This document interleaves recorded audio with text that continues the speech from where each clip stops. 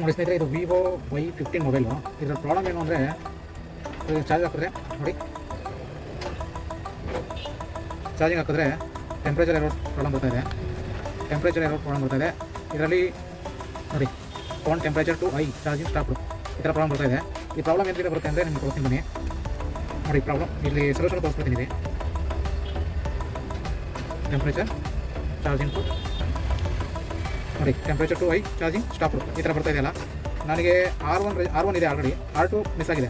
ಅಂದರೆ divider ಸರ್ಕ್ಯೂಟಲ್ಲಿ ಥರ್ಮೋಸ್ಟಿಕ್ divider ಸರ್ಕ್ಯೂಟಲ್ಲಿ R1 ಇದೆ, R2 miss ಆಗಿದೆ. ಸಪೋರ್ಟಲ್ಲಿರೋ R2 ಥರ್ಮೋಸ್ಟಿಕ್ ಇದು ರಿಜಿಸ್ಟರ್ ಆಗಿದೆ. ಅದ್ರದ್ದು ವ್ಯಾಲ್ಯೂ ನನಗೆ ಗೊತ್ತಿಲ್ಲ ಸರಿಯಾಗಿ. ಮತ್ತು ಅದಕ್ಕೆ ನಾನು ಏನು ಮಾಡಿದ್ದೀನಿ, ಒಂದು ಕಂಟ್ರೋಲ್ ಯೂಸ್ ಮಾಡಿದ್ದೀನಿ.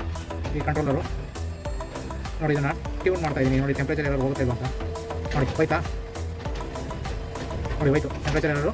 ಇದನ್ನು ಟ್ಯೂನ್ ಮಾಡಿದ್ಮೇಲೆ ಟೆಂಪ್ರೇಚರ್ ಏನಾದ್ರು ಹೋಯ್ತು. ಇದು ಹೋಗೋ ಕಾರಣ ಏನಂದರೆ, ಅದಕ್ಕೆ ಬೇಕಾಗಿರೋ ಇದು 100K ಕಂಟ್ರೋಲರು. 100K ಕಂಟ್ರೋಲರಲ್ಲಿ ಏನು ಮಾಡಿದೆ, ನಾನು ಟ್ಯೂನ್ ಮಾಡಿದ ತಕ್ಷಣ ಅದಕ್ಕೆ ಬೇಕಾಗಿರೋ ಡಿವೈಡರ್ ಸರ್ಕ್ಯೂಟ್ಗೆ ಬೇಕಾಗಿರೋ ರೆಸಿಸ್ಟೆನ್ಸು ಇದಕ್ಕೆ ಸಿಕ್ತು. ರೆಸಿಸ್ಟೆನ್ಸ್ ಮಾಡೋದ್ರಿಂದ ಅದೇನು ಮಾಡ್ತು, ಅದಕ್ಕೆ ಬೇಕಾಗಿರೋ ವೋಲ್ಟೇಜು ಡಿವೈಡ್ ಆಗಿರೋದ್ರಿಂದ ಕಂಪ್ಲೇಂಟ್ ಸಾಲ್ವ್ ಆಯಿತು. ಅದಕ್ಕೆ ಈಗ ಅದು R2 ರಿಜಿಸ್ಟರ್ ವ್ಯಾಲ್ಯೂ ಗೊತ್ತಿಲ್ವಲ್ಲ, ಅದು ತಿಳ್ಕೊಳ್ಳೋಣ ಅಂತ ನೋಡಿ. ಆ ರಿಜಿಸ್ಟ್ರು ಟೆಂಪ್ರೇಚರ್ ಲೈನ್ದು ರಿಜಿಸ್ಟರ್ ಬರುತ್ತೆ. ರಿಜಿಸ್ಟರ್ ಮಿಸ್ ಆಗಿರೋದ್ರಿಂದ ನಾನು ಈ ಕಂಟ್ರೋಲ್ ಹಾಕ್ಕೊಂಡಿದ್ದೀನಿ. ಇದನ್ನು ರಿಮೂವ್ ಮಾಡಿಕೊಂಡು ಇದರದ್ದು ವ್ಯಾಲ್ಯೂ ಚೆಕ್ ಮಾಡ್ತೀನಿ.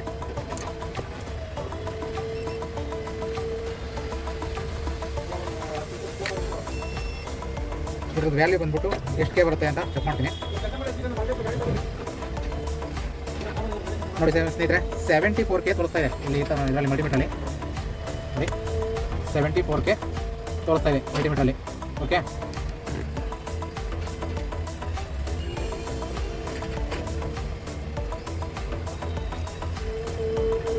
K ತೋರಿಸ್ತಾ ಇದೆ.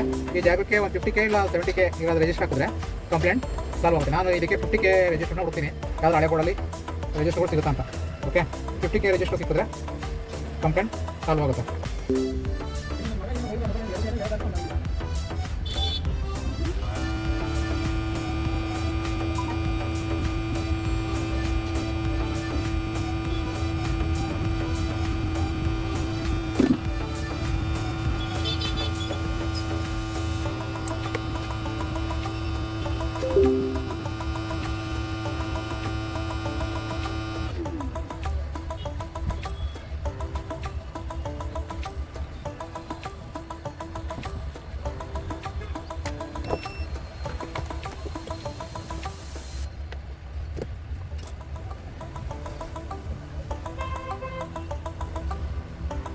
ನೋಡಿ ಸರ್, ಕಂಪ್ಲೇಂಟ್ ಸಾಲ್ವ್ ಆಗಿದೆ. ಇದು 45K ರಿಜಿಸ್ಟರ್ ಸಿಕ್ಕಿತ್ತು, ಅದು 45K ಹಾಕಿದ್ದೀನಿ.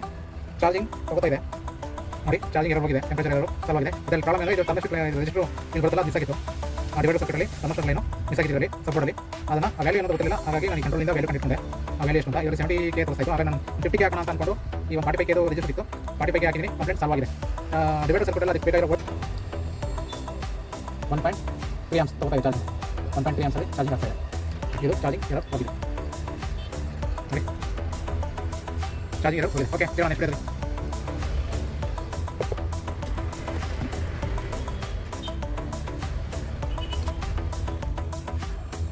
ನೋಡಿ, ಇಲ್ಲಿ ಚೇಂಜ್ ಮಾಡಿದ್ದೀನಿ ನೋಡಿ. ಇದೇ ರಿಜಿಸ್ಟರ್ ಇಲ್ಲಿ ಬರುತ್ತೆ, ಥರ್ಮೋಸ್ಟಿಕ್ ರಿಜಿಸ್ಟರ್ ಡಿವೈಡರ್ ಸರ್ಕ್ಯೂಟ್. ಓಕೆ, ಒಂದು ಮದರ್ ಬೋರ್ಡ್ ಇರುತ್ತೆ, ಇನ್ನೊಂದು ರಿಜಿಸ್ಟರ್ ಗ್ರೌಂಡ್ಗೆ ಕನೆಕ್ಟ್ ಆಗಿರುತ್ತೆ ರಿಜಿಸ್ಟರ್. ಇವೆರಡು ಡಿವೈಡರ್ ಸರ್ಕ್ಯೂಟಲ್ಲಿ ಥರ್ಮೋಸ್ಟಿಕ್ ಲೈನಲ್ಲಿ ಡಿವೈಡರ್ ಸರ್ಕ್ಯೂಟ್ ವರ್ಕ್ ಆಗುತ್ತೆ.